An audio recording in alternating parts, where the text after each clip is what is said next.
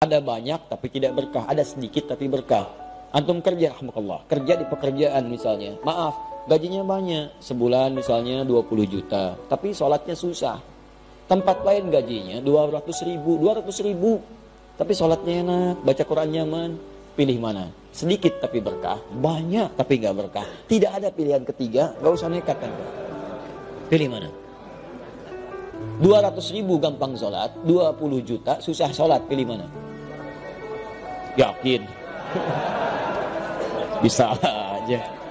Ya. Itu nggak mudah tuh, nggak mudah. Tapi orang beriman tuh tahu. Orang beriman tuh yang dicari berkah, bukan banyak.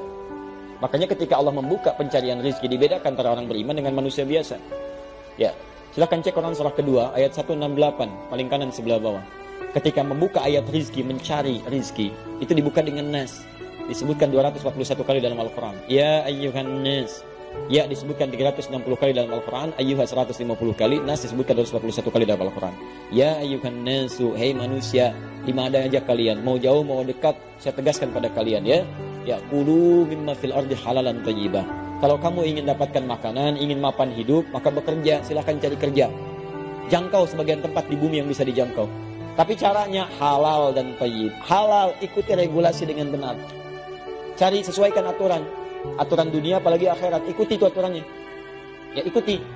Thayyibah, setelah yang mendapatkan yang halal itu dengan cara yang benar, cari yang baik-baik.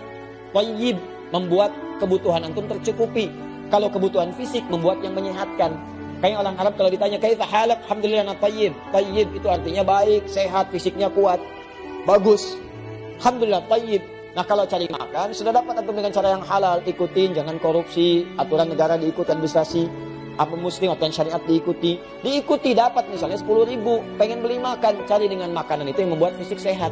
Jadi nggak semua yang diinginkan pengen dibeli. Itu prinsipnya dalam Quran. Minum, apa fungsi minum? Menghilangkan haus. Kalau bikin hausnya hilang, itu minuman yang bagus. Nggak semua minuman itu harus diminum. Udah tahu bikin mabuk, diminum juga. Apa nih? Bir. Enak gak? Lumayan tuh. Lumayan katanya kan? Lumayan kelihatannya. Bermanfaat gak? Enggak. Sudah tahu gak bermanfaat? Gak usah dikonsumsi. Itu gak sehat. Tinggalin. Jauhi. Ini bukan bir. Ini vodka. Sama aja. Ini bukan vodka. Ini champagne. Udah sama aja. Buang. Gak ada manfaatnya. Yang manfaat itu ambil. Ciri-ciri yang tidak berkah itu adalah kadang-kadang semua pengen dikoleksi. Ya, padahal belum tentu butuh. Ya, mohon maaf, variasi itu boleh, tapi berlebihan itu yang tidak boleh. Aduh, mah minum dong. Apa pak? Sayang, jus. Jus apa? Buah naga. Oh ya udah, buah naga yang di mana? Yang di Cina. Oh, pengen ke Cina beli buah naga aja. Tut, balik, bikin capek. Makanan mau makan, mah nasi goreng dong. Ya, tinggal di Lampung. Iya pak, depan ntar persimpangan depan, Kebon Sirih. Kebon Sirih ke Jakarta, Masya Allah, terbang dulu ke sana, berangkat dulu malam-malam mengejar Kebon Sirih, nyampe sana, tutup. Yaudah. Nafsu tuh namanya. Ya, nah orang beriman beda, yang dicari keberkahan. Makanya ketika menyebutkan pencarian rezeki orang beriman, ini menarik, kalimat halalnya dibuang, thayyibnya kemudian digandakan. Buka Quran surah kedua ayat 172, paling kiri sebelah atas. Ya ayyuhalladzina amanu.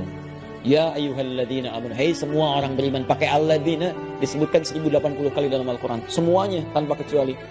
Kulu min thayyibati ma razaqnakum. Silahkan cari rezeki min thayyibat. Halalnya dibuang kalimatnya.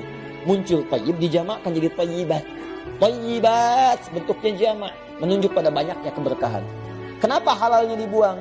Karena orang beriman itu imannya otomatis akan membimbing dia untuk mencari yang halal. Jadi kalau antum merasa beriman, tapi terfikir berbuat yang haram, ini menunjukkan ada masalah dalam imannya. Bermasalah. La yasriqul mu'min indama yasriq fahuwa mu'min. Orang beriman itu gak akan mencuri. Saat mencuri ada iman dalam dirinya. Ini menandakan iman tidak akan mendorong perbuatan maksiat. Paham?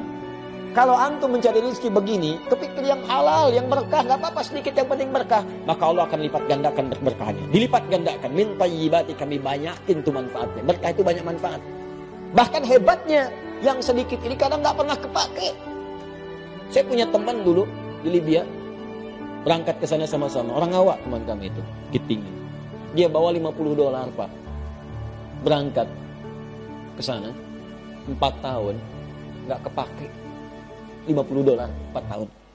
Nggak kepake. Bahkan dia berusaha berkhidmat dengan uang ini, membalas jasa ibundanya, saya pengen hajikan ibu saya. Dan berhasil. Ada keluarga penghafal Quran.